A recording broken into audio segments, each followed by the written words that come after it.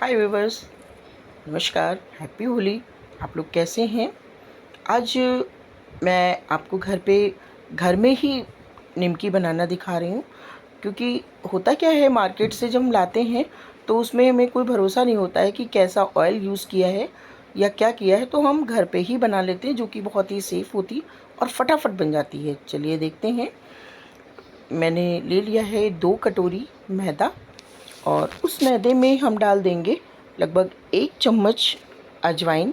उसको अजवाइन को हाथ से थोड़ा सा क्रश करके डालेंगे, जिससे फ्लेवर अच्छा आता है। और उसके साथ हम डालेंगे 1 चम्मच कलौंजी।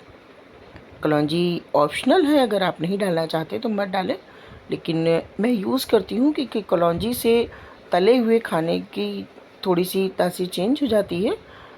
और उसके बाद डाल देते हैं नमक स्वाद अनुसार। और उस नमक को डालने के बाद फिर आटे को अच्छे से मिक्स कर देंगे। और मिक्स करने के बाद अब हम डालेंगे 2 चम्मच, चम्मच नहीं, बड़े वाले चमचे से, जिससे हम सब्जी वगैरह परोसते हैं, उस बड़े चमचे से 2 चम्मच डाल देते हैं ऑयल। और उसको अच्छे से मिक्स करते हैं। मीन्स मतलब कि है मोयन डालना।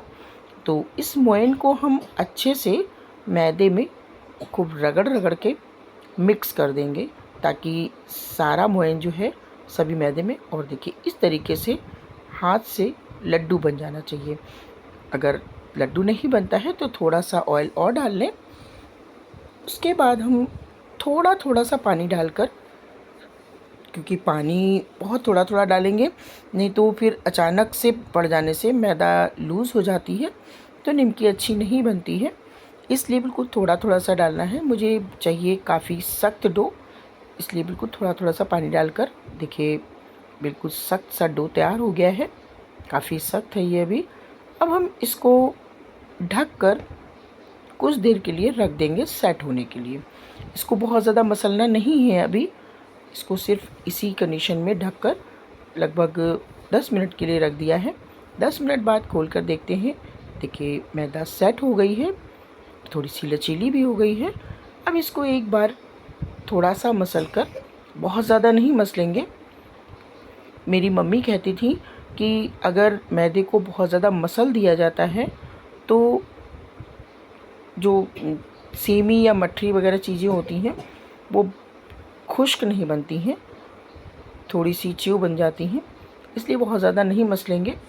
अब हमने कर दिए हैं मैदे के 2 पार्ट और 2 बड़ी सी लोई बनाई है। उसमें से एक लोई लेकर, और मैंने प्लेटफॉर्म को पहले से ही अच्छे से क्लीन कर लिया था गीले कपड़े से। उस पे डालेंगे सूखा मैदा। और जो एक लोई है उससे खूब पतली सी बड़ी सी रोटी बेल लेंगे। खूब पतली बेलनी है, जितनी पतली बेल सकते हो, क्योंकि जितनी ही पतली बेलती है और उतनी ही खाने में टेस्टी लगती है और बहुत अच्छे से तल भी जाती है। रोटी बेलने के बाद फिर हम उसमें अपने इच्छा के अकॉर्डिंग, आप पतली, मोटी, या आप चाहें तो पिज़्ज़ा कटर से भी काट सकते हैं, या आपके पास अगर डिज़ाइनर कटर हो तो आप उससे भी काट सकते हैं। शेप अपने अकॉर्डिंग आप उसका काट लें। मैंने लंबी लंबी काटने के बाद उसके 4 पार्ट में डिवाइड कर दिया है। अब इसको हम प्लेटफॉर्म से हाथ से नहीं छुड़ाएंगे, क्योंकि हाथ से छुड़ाने से क्या होता है, जो किनारा उंगली पे लगता है वो थोड़ा सा मोटा हो जाता है, फिर वो अच्छा नहीं लगता है खाने में। इसलिए इसको चाकू की नोक से, इस तरीके से, देखिए जिस तरीके से मैं कर रही हूँ, इस तरीके से चाकू की नोक से सारों जितने कटे हुए थे उनको सब अलग कर लेते हैं। और इनको बहुत ज़्यादा हाथ नहीं चलाएंगे। अब इधर गैस पे चढ़ा दी थी कढ़ाई, उसका ऑयल हो गया है गरम। अब इस गरम ऑयल में थोड़े से, मतलब जो कटी हुई निमकी रखी हैं, इनको थोड़ा सा ही डालेंगे, बहुत ज़्यादा नहीं डालेंगे। और कलछी से हल्के हल्के से घुमा घुमा कर उसको चलाते रहेंगे। गैस की फ्लेम को कर देंगे लो टू मीडियम, क्योंकि हाई फ्लेम पर ये ऊपर से तो लाल हो जाएंगी लेकिन अंदर से ही क्रिस्पी नहीं होंगी। इसलिए गैस की फ्लेम को लो टू मीडियम ही रखेंगे।